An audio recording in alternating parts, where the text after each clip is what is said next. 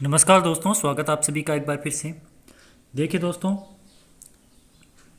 France की क्रांति अपने चल रही है और एक वीडियो इसमें अपने कर चुके हैं और आज इस सीरीज़ का दूसरा वीडियो है। और वर्ल्ड हिस्ट्री आपको, जैसे कि मैंने बताया कि 5 किताबों से मैंने नोट्स बनाए हैं और वही मैं आपको करा रहा हूँ।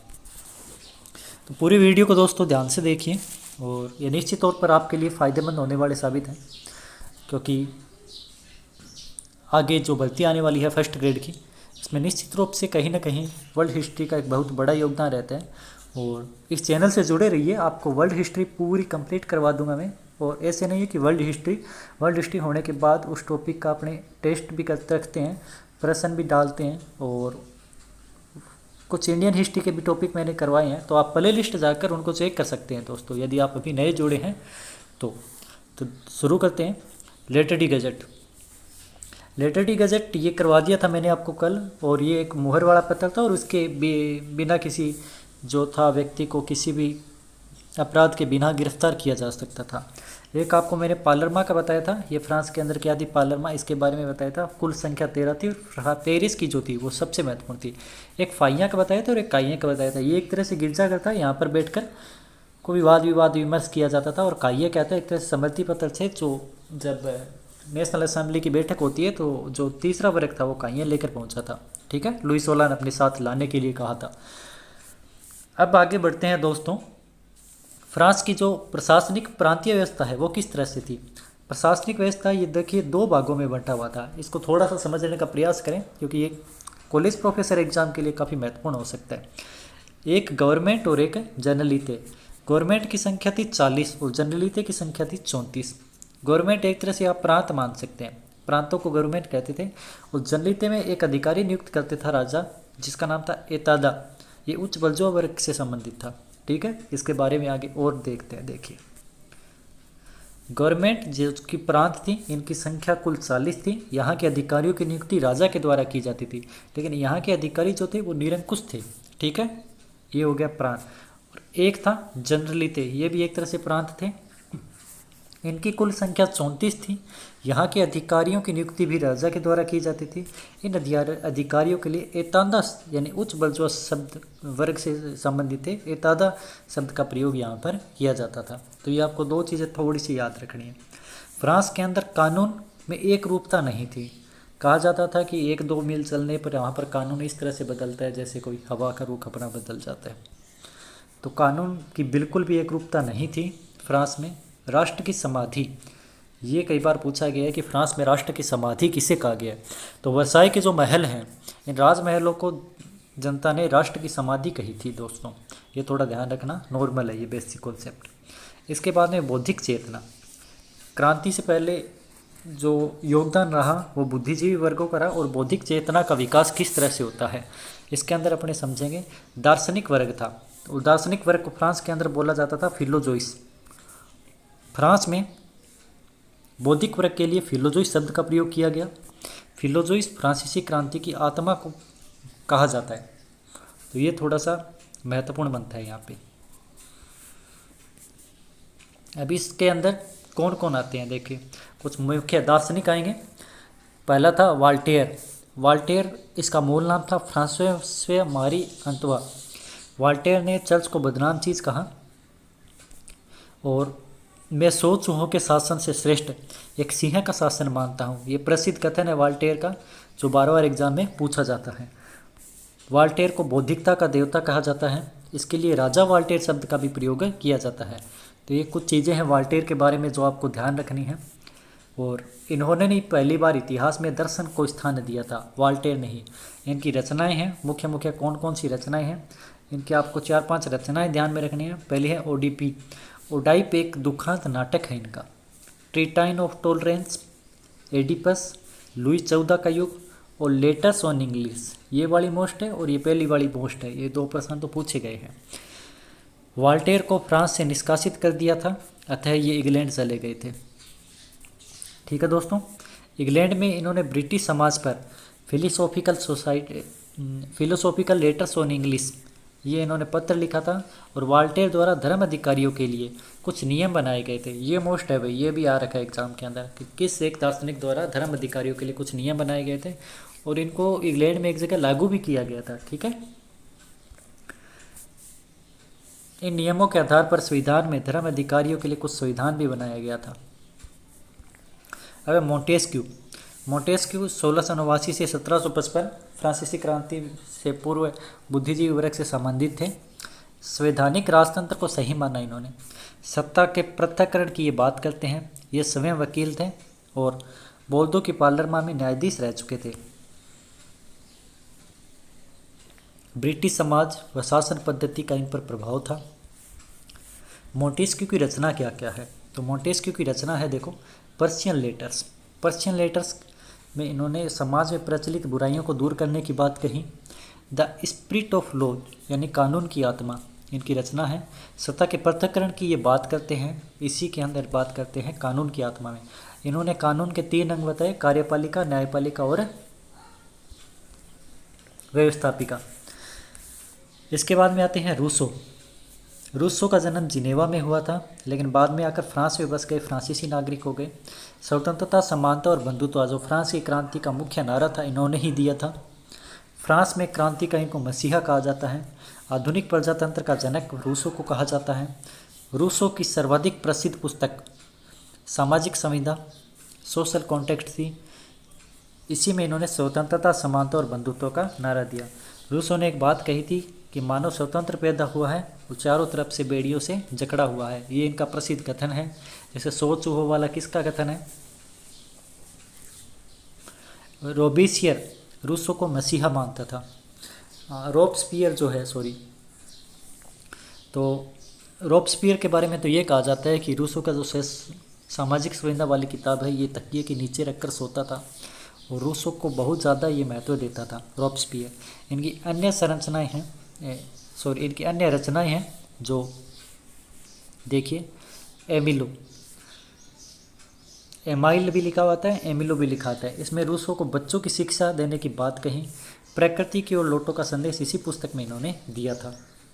एक है जिल्ली, यह एक उपन्यास लिखा था रूसो ने जिल्ली नाम से। Discourses on art and science, ये एक और रचना है इनकी, स्वीकृति। आगे आते हैं विद्वान दिदरो, लैम्बर्ट के साथ मिलकर एनसाइक्लोडिया की रचना की।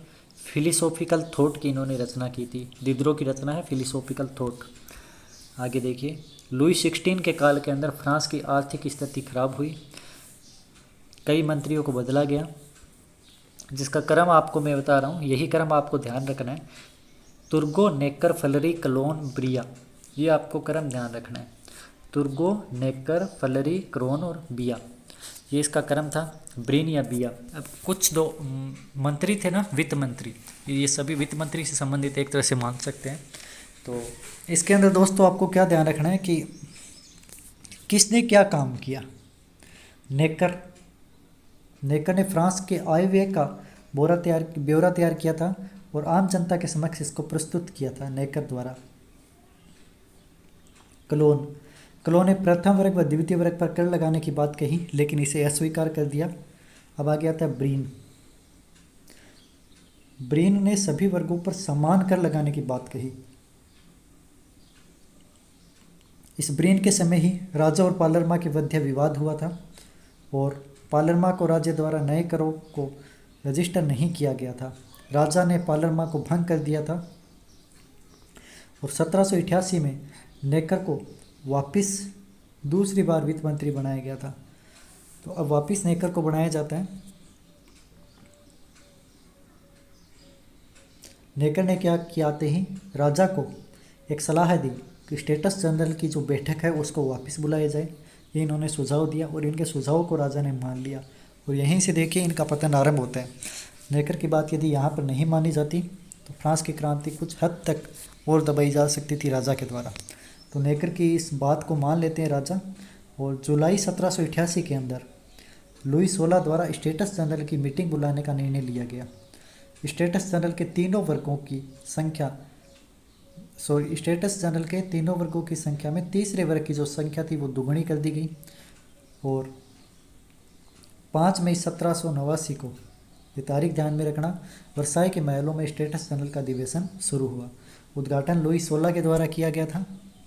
स्टेटस जनरल का अधिवेशन ने तीसरे वर्ग के विभिन्न मांगे रखी थी। एक तो उन्होंने कहा बैठक सामूहिक रूप से आयोजित की जाए, बहुमत से निर्णय लिया जाए, और तीसरा वर्ग अपने साथ काहिए लेकर पहुंचा था। राजा ने तीसरे वर्ग की बात नहीं मानी। प्रथम और दूसरे वर्ग के कुछ सदस्य तीसरे वर्ग के साथ मिल गए थे और 17 जून 1789 को, ये तारीख आपको ध्यान रखनी है, तीसरे वर्ग ने खुद को नेशनल असेंबली घोषित कर दिया। 20 जून 1789 को यहाँ पर जो तीसरे वर्ग के द्वारा टेनिस कोर्ट के अंदर शपथ ली जाती है, यह आपका नॉर्मल फैक्ट है, ये आप सब पढ़ चुके हो। ये फर्स्ट ग्रेड के अंदर महत्वपूर्ण रहने वाले हैं। टेनिस कोर्ट की शपथ कब ली जाती है, नेशनल असेंबली कब घोषित किया, तो ये नॉर्मल तारीखें हैं, इनको आपको रट्टा मारना पड़ेगा दोस्तों। इसमें समझाने के लिए ज़्यादा कुछ भी नहीं है। टेनिस कोर्ट के आगे शपथ लेते हैं 20 जून 1789 को तीसरे वर्ग के द्वारा। और ये आप ध्यान रखना, बेली को यहाँ पर सभापति नियुक्त किया गया था। यहाँ जो प्रस्ताव पारित किया, जो पेश किया गया, उसे मोनियर कहा गया था। दो चीज़ों का आपको यहाँ ध्यान रखना है।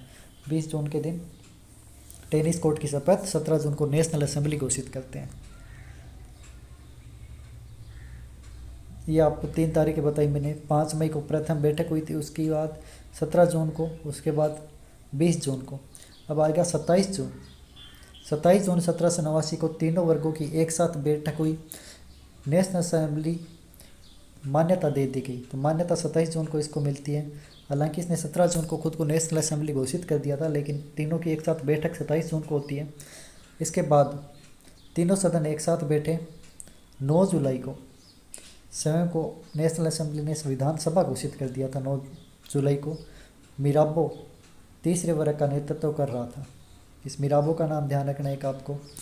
बास्तिल के किले का पतन, तो बास्तिल के किले का पतन 14 जुलाई 1789 को होता है। ये वाला भी मोस्ट है। कैमिलो डी मेलो, एक ये नाम आपको ध्यान रखना है। कैमिलो डी मेलो नामक एक व्यक्ति था, पेरिस की जनता को संबोधित किया था इसने, और बास्तिल का जो दुर्ग था उसको पतन कराने के लिए महत्वपूर्ण भूमिका निभाई थी। इसी ने भाषण दिया था जनता के सामने आकर, कैमिलो डी मेलो ने। भीड़ के किले पर अधिकार कर लिया।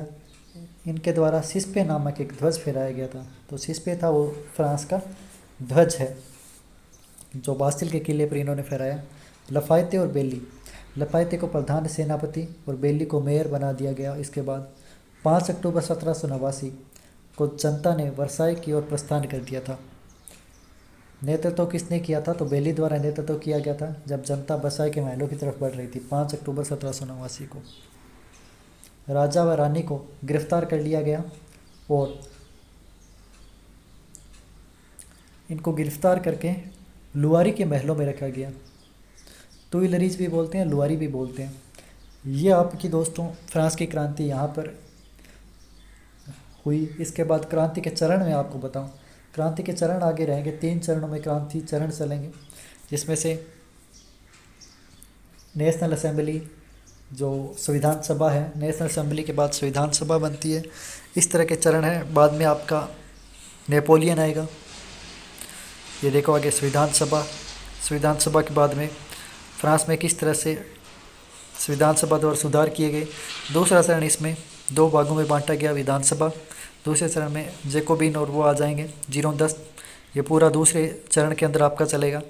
और फ्रांस के अंदर फिर विदेशी हस्तक्षेप चलेगा, ठीक है। और तीसरे चरण के अंदर,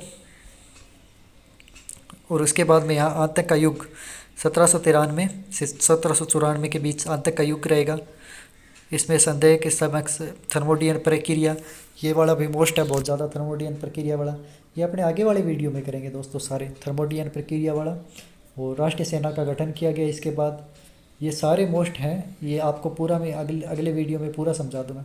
इसके बाद तीसरा चरण 95 से 99 तक रहता है। संचालक मंडल या डायरेक्टरी का शासन इसको कहा जाता है।